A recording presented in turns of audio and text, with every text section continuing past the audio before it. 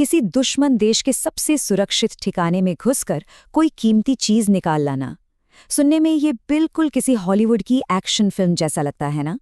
लेकिन आजकल इसी तरह के एक मिशन की बातें जोरों पर हैं। बात हो रही है ईरान के खुफिया न्यूक्लियर बंकरों से यूरेनियम को जब्त करने की। तो सवाल ये उठता है कि क्या ऐसा जबरदस्त और खतरनाक मिशन वाकई में मुमकिन है? यही वो बड़ा सवाल है जिस पर आज हम बात करने वाले हैं। क्या अमेरिकी स्पेशल फोर्सेस ईरान की जमीन पर उतरकर उसके सबसे कीमती परमाणु भंडार को सचमुच उठाकर ला सकती हैं? इस सवाल का जवाब हैरानी की बात है, हमें आज में नहीं बल्कि अतीत में मिलेगा। जी हाँ, आज के इस हाईटेक मिशन की संभावना को समझने के लिए हमें इतिहास के उस पन्ने को पलटना होगा जब आखिरी बार अमेरिकी सैनिकों ने ईरान की धरती पर कदम रखा था, और वो कोशिश एक बहुत बड़ी त्रासदी में खत्म हुई थी।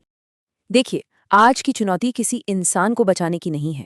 ये है भारी और खतरनाक रेडियो एक्टिव पदार्थ को जमीन के कई 100 फीट नीचे बने बंकर से निकालने की।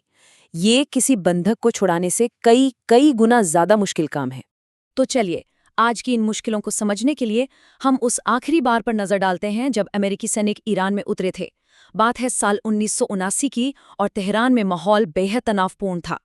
ईरान में इस्लामी क्रांति अपने चरम पर थी। इसी बीच अमेरिका ने ईरान के अपदस्थ शाह को इलाज के लिए अपने यहाँ पनाह दे दी। इस बात से ईरानी बुरी तरह भड़क गए। नतीजा, 4 नवंबर 1979 को ईरानी छात्रों ने तेहरान में अमेरिकी दूतावास पर धावा बोल दिया और 52 अमेरिकियों को बंधक बना लिया। महीने गुजरते जा रहे थे, लेकिन डिप्लोमेसी से कोई हल नहीं निकल रहा था।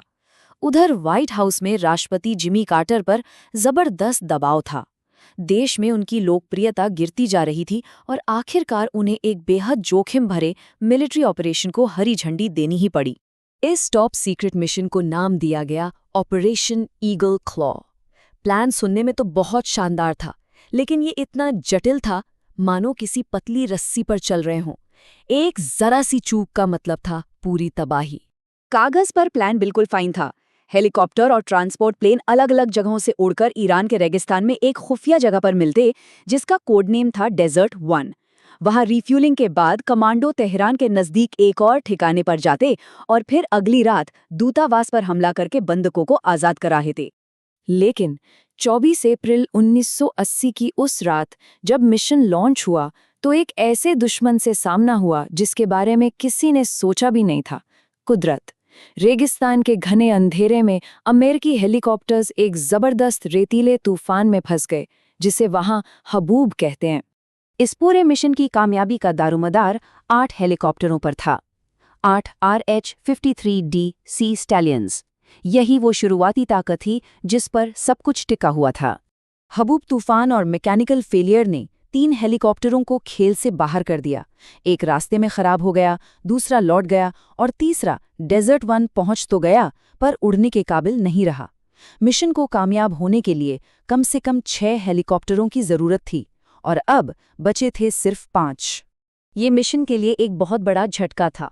वॉशिंगटन से एक बेहद निराश राष्ट्रपति कार्टर ने मिशन को रद्द करने का हुक्म दिया।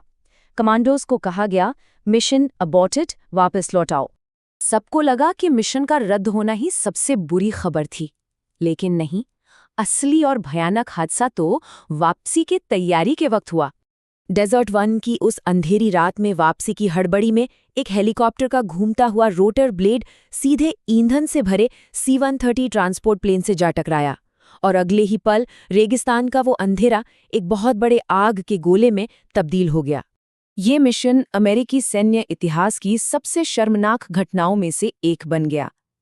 तो अब देखते हैं कि इस नाकामी के नतीजे क्या हुए और इससे क्या सबक सीखे गए। उस आग ने सिर्फ प्लेन और हेलीकॉप्टर ही नहीं जलाए, बल्कि 8 अमेरिकी सैनिकों की जान भी ले ली। बंदूकों को छुड़ाना तो दूर, अमेरिका को अपने साथियों के शव तक दुश्मन की जमीन पर छोड़कर आना पड़ा। इस नाकामी ने दुनिया भर में अमेरिका की सैन्य ताकत पर गंभीर सवाल खड़े कर दिए। और हाँ, ये भी माना जाता है कि ये राष्ट्रपति कार्टर के दोबारा चुनाव हारने की एक बड़ी वजह बनी। लेकिन कहते हैं ना, हर अंधेरी रात के बाद सुबह होती है। इस तबाही की राख से एक बहुत बड़ा सबक मिला। पेंटागन को ये समझ आ गया कि नेवी, एयरफोर्स और आर्मी को अलग अलग नहीं, बल्कि एक टीम की तरह काम करना होगा। और इसी सोच ने जन्म दिया United states special operations command यानी सॉकॉम को, जिसने अमेरिकी स्पेशल फोर्सेस का काम करने का तरीका ही बदल दिया। तो अब 4 दशक बाद हम फिर से ईरान में एक मिशन की अटकलों पर बात कर रहे हैं, लेकिन ऑपरेशन ईगल क्लॉ का तजुर्बा हमें साफ-साफ बताता है कि आज का कोई भी मिशन उस वक्त से कई गुना ज्यादा मुश्किल क्यों होगा। जरा दोनों मिशनों की तुलना करते हैं। 1980 में मकसद था 52 इंसानों को बचाना जिनकी लोकेशन पता थी। आज का मकसद भारी भरकम रेडियो एक्टिव पदार्थ जो जमीन के नीचे गहरे बंकरों में बंद है।